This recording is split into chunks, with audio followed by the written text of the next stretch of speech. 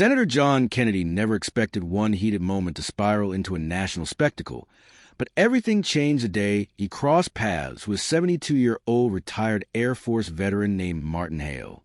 It happened in broad daylight outside a civic forum in Providence. Witnesses later described it as a shocking confrontation, one where an irritated remark turned into a physical shove that sent the elderly veteran stumbling. Kennedy insisted it was accidental, a misunderstanding. But what started as a tense exchange quickly turned into a firestorm when the veteran supporters demanded accountability, and the story spread like wildfire across local news. What Kennedy didn't expect, however, was that the case would end up in the courtroom of Judge Frank Caprio, a man respected nationwide for his measured compassion and unwavering sense of fairness. And he certainly didn't expect Judge Caprio to make a decision so bold, so unexpected, that the entire courtroom would freeze in stunned silence. Kennedy walked into Caprio's courtroom with the confidence of someone used to authority and public power. He believed the weight of his title, the prestige of his position, and the influence he carried would soften whatever consequences lay ahead. But Caprio had other plans. The senator stood before the bench with a stiff posture and a practiced expression that conveyed confidence, maybe even a little impatience. He tried to downplay the situation, telling Judge Caprio that the veteran had provoked him and that the incident was being exaggerated for political purposes. The room was already tense, but when Kennedy muttered, "This is being blown out of proportion. I'm a U.S. Senator," the air shifted instantly. Reporters stopped scribbling. Veterans in the gallery leaned forward. Even the bailiff raised an eyebrow. What no one realized yet was that Judge Caprio had spent the previous night reviewing the security footage and witness statements, and what he saw disturbed him deeply. Before the hearing even formally began, Caprio addressed the senator directly. He pointed out the injuries the elderly veteran sustained, a wrist sprain, bruised ribs, and a concussion from hitting the pavement. He highlighted the testimonies from bystanders who said the senator appeared enraged when he shoved the older man. Kennedy tried to interrupt, insisting the veteran had insulted him first, but Caprio held up a hand calmly and continued. The judge's tone wasn't angry, but firm, so firm that the entire courtroom went still. What truly shocked everyone in the room, though, wasn't Caprio's words, but what he did next. Instead of continuing the predictable legal process, Judge Caprio announced that he had summoned the veteran, Martin Hale, to give his own statement before issuing any judgment. Kennedy's head snapped upward in surprise. Veterans groups in the gallery exchanged glances. Hale slowly entered the courtroom, his arm in a sling, his steps careful but steady, and as he did, the atmosphere transformed. People respected him instantly, not just for his service, but for his dignity. Caprio then told Kennedy something no one expected, that no title, no political power, and no public position placed anyone above responsibility. He said justice had to be rooted in truth, not status. Kennedy's expression shifted for the first time. No more political bravado, no smirk, just discomfort. The senator glanced around and realized that the room was not on his side. The public, the press, and the judge were all focused on what mattered, what he'd done, not who he was. And that moment marked the beginning of a story that would soon dominate headlines nationwide. Kennedy doesn't walk into the courtroom looking humbled or uneasy. If anything, he appears irritated, as though showing up is beneath him. He keeps his chin lifted and his expression stern, giving off the impression that his time is far too valuable to be wasted on what he clearly considers a trivial matter.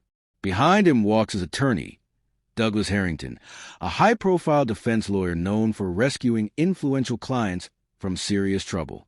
Harrington carries himself with the quiet confidence of someone accustomed to winning complicated cases. But even he senses immediately that today's atmosphere is different. As Kennedy moves past the front row, he catches sight of the veteran he is accused of shoving. Martin Hale sits quietly, his gray hair neatly combed, his wrists wrapped tightly in a medical brace. He wears his Air Force veteran cap with a kind of silent pride that fills the room more powerfully than any words. Kennedy doesn't acknowledge him, not even a nod, no apology, no hint of regret, not even a momentary glance. That single gesture, or lack of one, spreads an uneasy reaction through the courtroom. Judge Caprio looks up from the documents on his desk, and for a moment his normally warm eyes shift into something sharp and unyielding. He has already reviewed the footage. He has already read the medical reports. And from the set of his jaw, it is clear he intends for Kennedy to understand the seriousness of what he has done. Senator Kennedy, Caprio begins, his voice steady and controlled. You are charged with assaulting Mr. Martin Hale, a 72-year-old United States veteran. How do you plead? Before Kennedy can open his mouth, Harrington rises swiftly. Your Honor, the senator pleads not guilty. We believe this incident has been misrepresented. Caprio raises a hand, stopping him cold. Counselor, I directed that question to your client. I'm asking him, not you. Senator, do you have a voice, or must your attorney speak for you? Kennedy slowly stands, straightening his expensive suit as though preparing to deliver an important speech. He fixes Caprio with a pointed stare and says, Not guilty, Your Honor. This entire situation has been blown out of proportion. The words hit the room like a slap. Caprio removes his glasses, placing them carefully on the desk, his well-known signal that he is about to get painfully honest. Blown out of proportion? Caprio repeats quietly. Senator, I've watched the footage.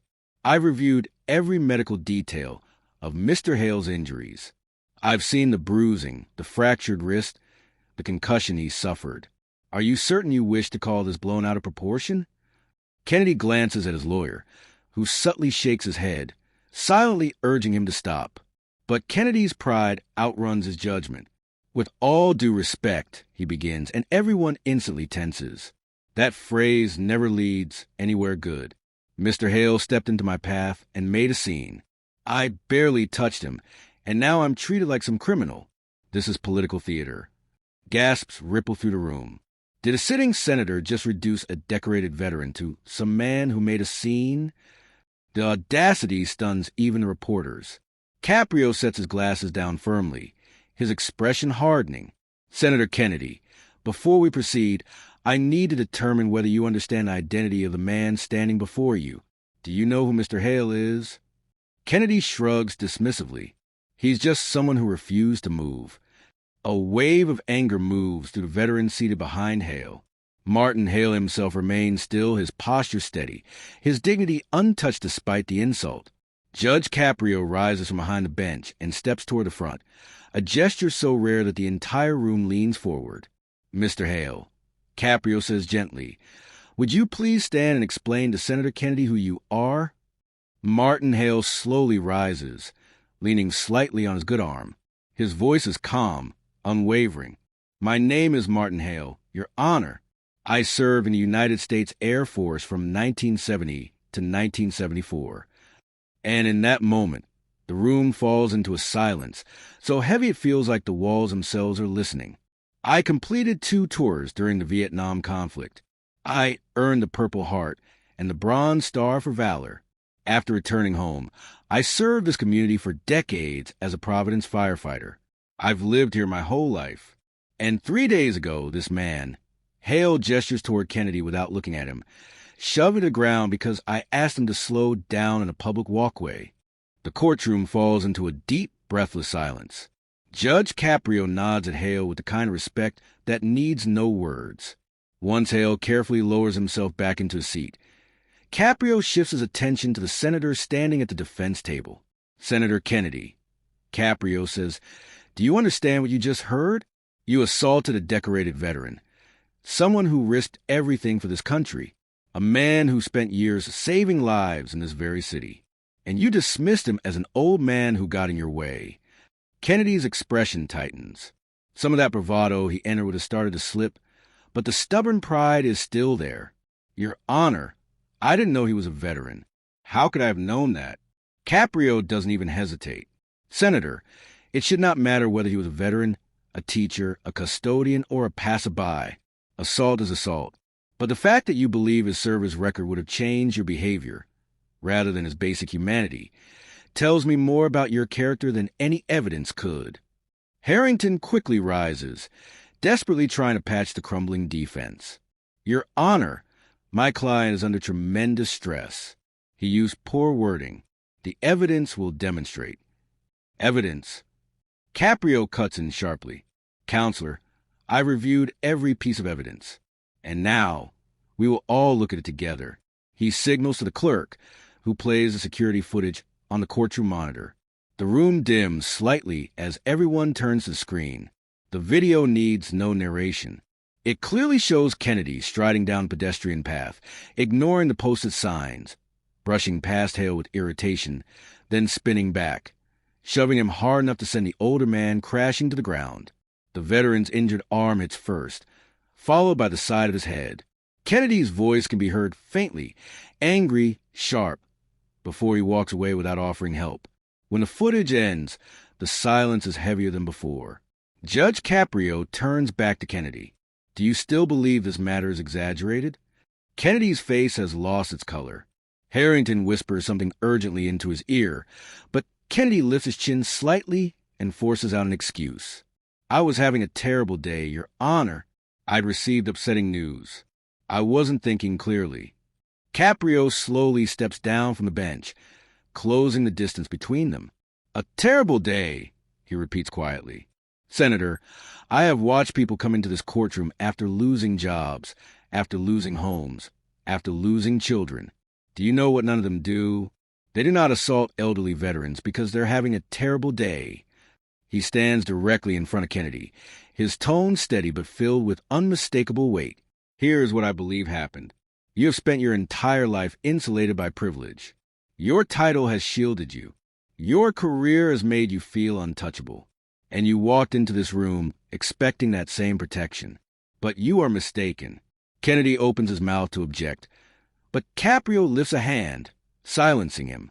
I have seen many people like you, Senator. People who think power is a shield rather than a responsibility. But in this courtroom, that shield does not exist. What matters here is justice. What matters is accountability. And what matters most is how we treat the people who came before us. Then Caprio pauses. The room tightens with anticipation. He turns his gaze toward the back row, his voice ringing through the chamber. Judge Caprio calls out, Senator, would you please step forward? Heads turn. A tall man rises slowly from the back row. It's Judge Harold Benton, a respected veteran judge, someone Kennedy has admired publicly for years. He has been sitting quietly through the entire proceeding. He heard every word Kennedy said, and the look on his face is not anger. It is disappointment deep enough to make the senator's shoulders sink for the first time all morning. Kennedy wheels around, and for the first time since striding into the courtroom, the confidence that coated every step of his entrance crumbles completely. His voice cracks. Judge Benton, what are you doing here? The veteran judge walks slowly down the aisle, carrying the weight of decades on the bench. Decades defending integrity, fairness, and the dignity of the courts.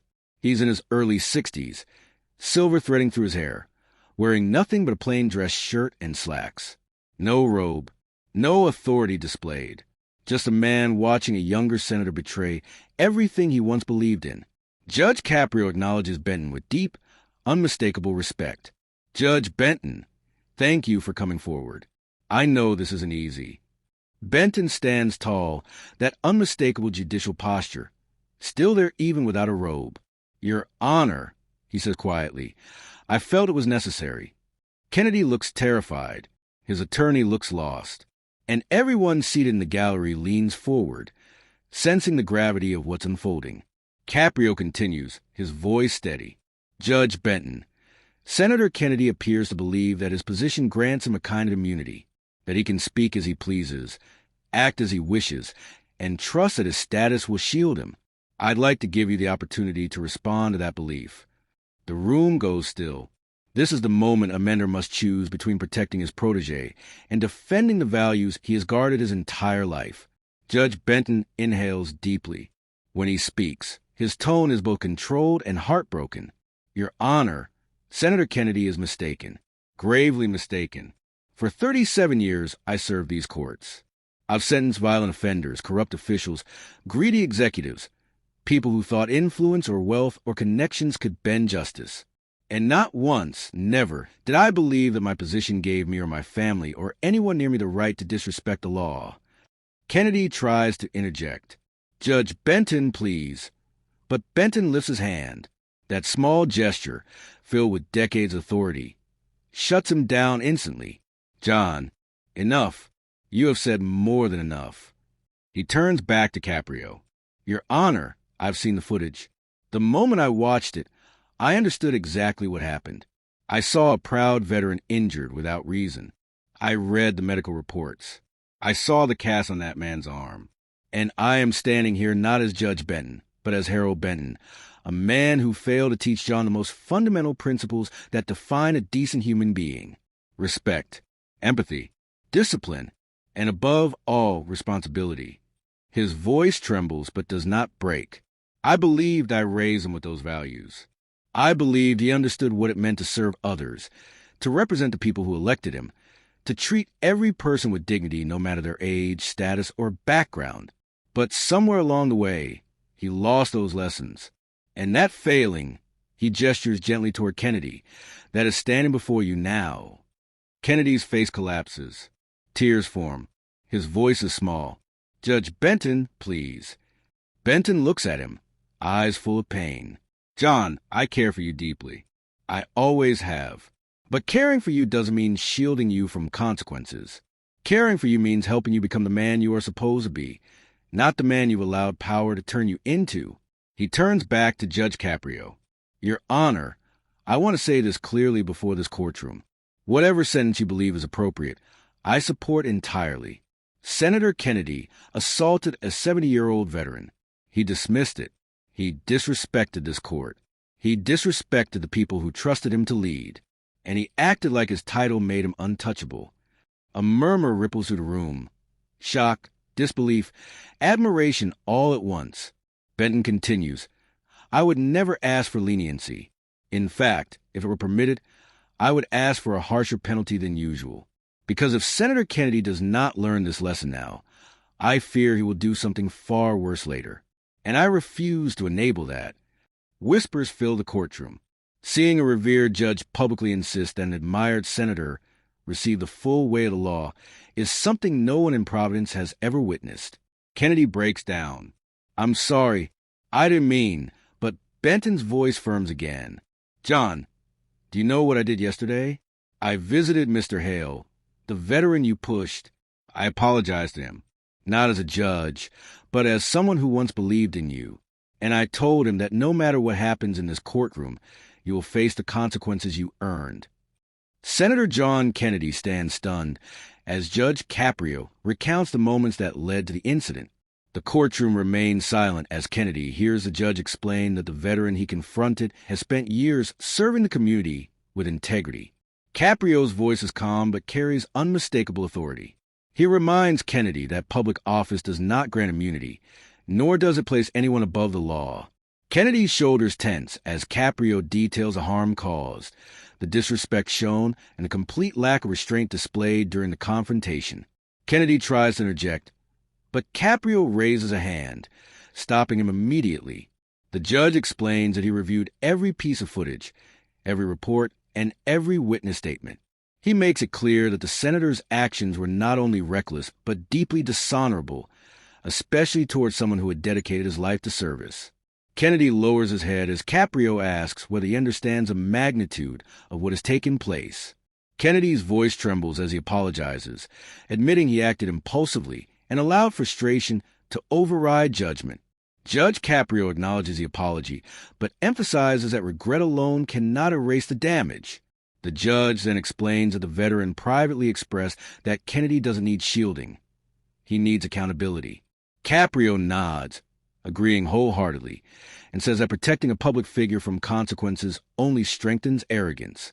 He continues by outlining the senator's sentence: mandatory community service specifically supporting elderly veterans, participation in conflict resolution counseling, and a formal apology delivered both in writing and in person.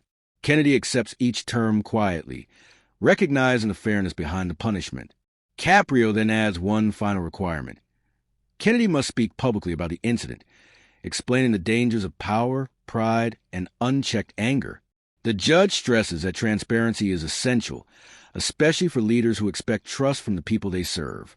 Kennedy listens, his face heavy with realization, as Caprio makes clear that this sentence is not designed to humiliate him, but to transform him. The courtroom remains still as Caprio concludes by reminding Kennedy that true leadership begins not with authority, but with humility. Senator John Kennedy looks toward Judge Caprio with restrained shame as the judge asks the elderly veteran judge he confronted if he wishes to speak. The veteran rises slowly, leaning on his cane, his voice steady despite the pain still visible in his posture. He tells the court he seeks no revenge and wants only for Kennedy to understand that every human being, regardless of title, age, or authority, deserves dignity. His words carry a grace that softens even the hardest hearts in the room, offering wisdom and forgiveness in place of anger. Judge Caprio studies Kennedy's face before speaking. He reminds the senator that the very man he assaulted is now showing him more humanity than Kennedy showed in that heated moment. Caprio urges him to reflect on who he wants to become, a leader guided by impulse and ego, or someone who upholds the principles he claims to represent. The judge brings down the gavel, ending the case with a solemn finality. As security steps forward, Kennedy takes a small step back, overwhelmed by the moment. His longtime advisor approaches him, placing a hand on his shoulder with the weight of someone who has watched his rise and now witnesses his fall. The advisor holds him briefly, whispering that growth only comes when a man accepts the consequences he created. Kennedy nods, eyes filled with regret, promising quietly to make things right. Officers escort him toward the exit, and his advisor watches, tears blurring his vision, realizing that accountability sometimes hurts more than punishment. Judge Caprio approaches the advisor and extends a firm handshake. He acknowledges the courage it took not to shield the senator and affirms that doing right is rarely painless but always necessary. The advisor agrees, though his voice trembles with emotion. Before dismissing the remaining crowd, Judge Caprio addresses everyone one last time. He explains that the true lesson of the day is not about the senator's mistake, but about the difficult decisions that come when someone we care about crosses a line. He praises the courage it took to choose justice over influence, principle over protection. The courtroom erupts into applauding respect. Veterans salute the elderly judge who spoke earlier, honoring his strength. That judge steps toward Kennedy's advisor and shakes his hand, saying the senator is fortunate to have people around him who value integrity over convenience. The advisor apologizes for the senator's actions, and the veteran judge assures him that lessons learned through accountability become the lessons that shape better futures. He expresses his belief that Kennedy will grow, and when he does, he will become the leader he was meant to be. Months later, Senator John Kennedy walks out of rehabilitation and community service with a humbled posture, shaped by the consequences he once thought he could avoid. Months later, Senator John Kennedy stepped back into public life as a different man, leaner, humbler, and far more grounded than the figure who once walked into Judge Caprio's courtroom with misplaced pride. His mandatory service at the VA hospital had become something he continued voluntarily, long after his sentence ended. The experience changed him deeply. His face-to-face apology to the veteran judge he confronted became a moment both men described as powerful and healing. That same judge, once the victim of Kennedy's anger, eventually became a mentor, teaching him about service, sacrifice, and the strength found in restraint rather than force. Kennedy's public video apology spread across the country, garnering millions of views and sparking conversations about accountability. Young people saw what real responsibility looks like when privilege is stripped away. They witnessed a transformation rooted not in excuses, but in ownership and growth. Kennedy's closest advisor attended his counseling sessions, never out of obligation, but out of commitment to supporting his genuine effort to change. Their strained relationship slowly repaired itself, this time built on honesty and mutual respect instead of reputation and political pressure.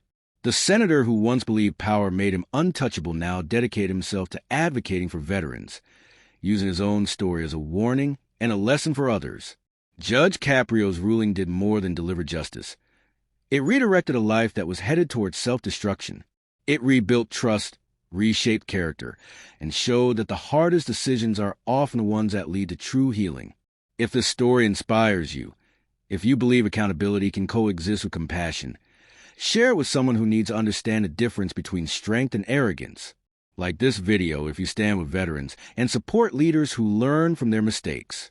Subscribe for more powerful stories that reveal how justice, when delivered with wisdom, can change more than circumstances. It can change people. And remember Judge Caprio's message. Real love is not shielding someone from consequences, but walking beside them as they face them. That is a legacy of Judge Caprio. The courage shown by those who choose integrity over convenience, and the grace exemplified by those willing to forgive. Justice served. Lessons learned.